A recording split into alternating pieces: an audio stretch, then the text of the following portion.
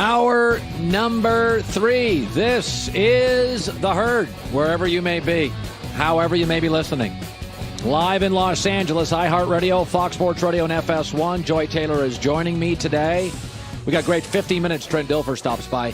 We do have breaking news. Carson Wentz, Joy told you this an hour ago.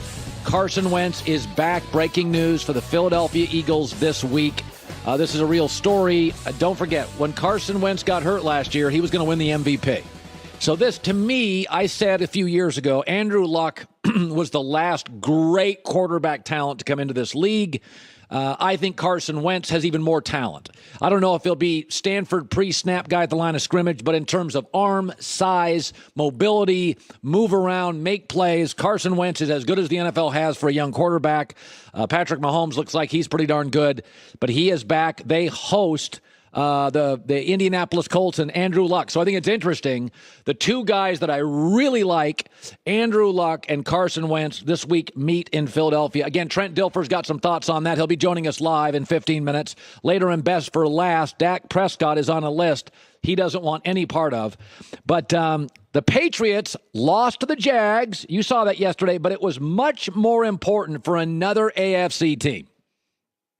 Yesterday was a really, really, really, really bad day for one player in the NFL, and he didn't play, Le'Veon Bell.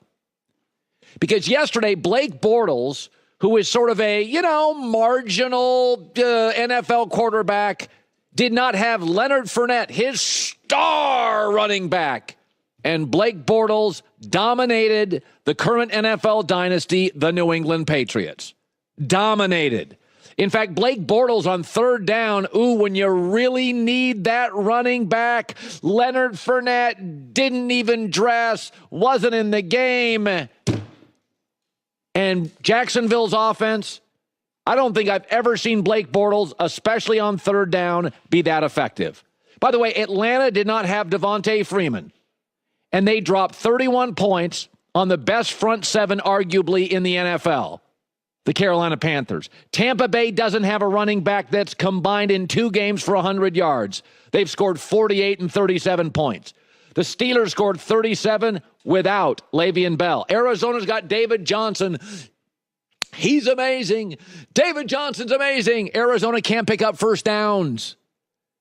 If you're Le'Veon Bell, if you're an actor, and you're like, I'm not going to work. I want a new contract. And they release the movie anyway, and it gets a 98 on Rotten Tomatoes and sells out theaters. Good luck in your contract negotiations. They don't need you. Go back to the deodorant commercials because they don't need you. The New York Giants, number 2 pick, Saquon Barkley.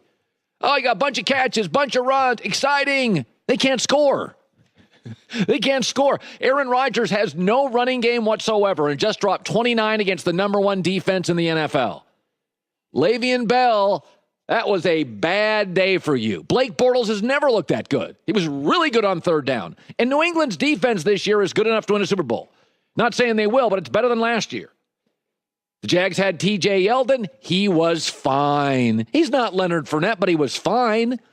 If you look at the 5 leading rushers, you're not going to believe this, currently in the NFL. Let's put this list up.